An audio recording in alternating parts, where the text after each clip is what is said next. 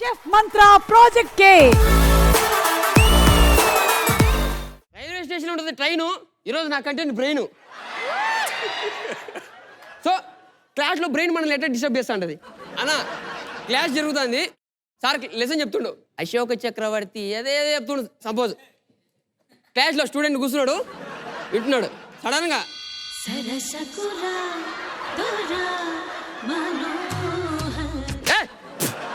ఏడికి పోయినారా నేను? చా సార్ లెసన్ చెప్తుండగా, సార్ అశోకుడు చెట్లు నాటి తిరుగుంది.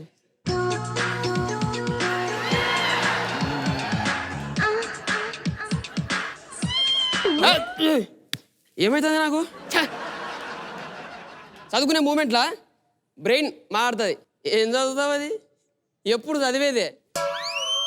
ఇంట్లో ఎవ్వరూ లేరు, పక్కన ఫోన్ ఉంది,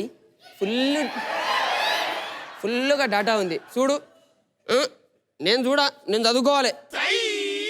చదువుకుంటే బ్రెయిన్ ఖరాబ్ అవుతుంది. నేను చెప్పేది నేను చూడు, నేను చూడు, చూడు నేను చూడు, చూడు నేను చూడు.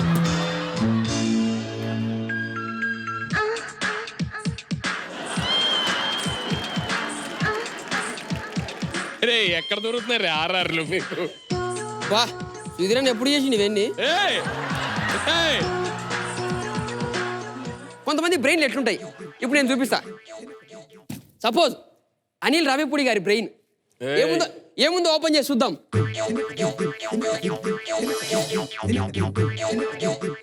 NBK 108 movie script. అబ్బా జై భాయ్. ఒక డైలాగు ఓకే. డైలాగ్ చెప్పకూడదు అని రాత్రి కింద కూడా మళ్ళా. హరిగాని బ్రెయిన్ సీడీలు ఏంద్రా ఇది? ఏం సీడీ ఇది? అబ్బబ్బా ఆగలేను. అబ్బబ్బా ఆగలేదు. ఇదేంది?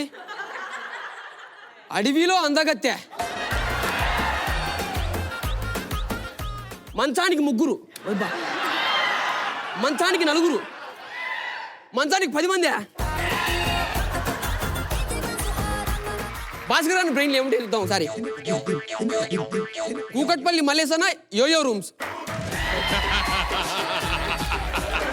కాంటాక్ట్. మలక్పేట కిరణ్ అన్న yoyo rooms contact. Chandanagar Girish భాయ్ యోయో రూమ్స్. బా అంబర్పేట, మలక్పేట, అమీర్పేట. అదే హైదరాబాద్లో ఉన్న యోయో రూమ్స్ కాంటాక్ట్ అన్ని దగ్గర ఉన్నాయి. అవినాష్ బ్రెయిన్ ఏమున్నది చూద్దాం. యూట్యూబ్ లింకు 30 రోజుల్లో ఓవర్ యాక్టింగ్ నేర్చుకోవడం ఎలా, కంటెంట్ లేకుండా కామెడీ చేయడం ఎలా. ఇప్పుడు దీపికా పిల్లి బ్రెయిన్ చూద్దాం. ఫోన్లో ఏదోటి ఉంది. బ్రెయిన్ నిద్రపోతుంది. ఇప్పుడు యాదమ్మరాజు బ్రెయిన్లో ఏముందో చూద్దాం.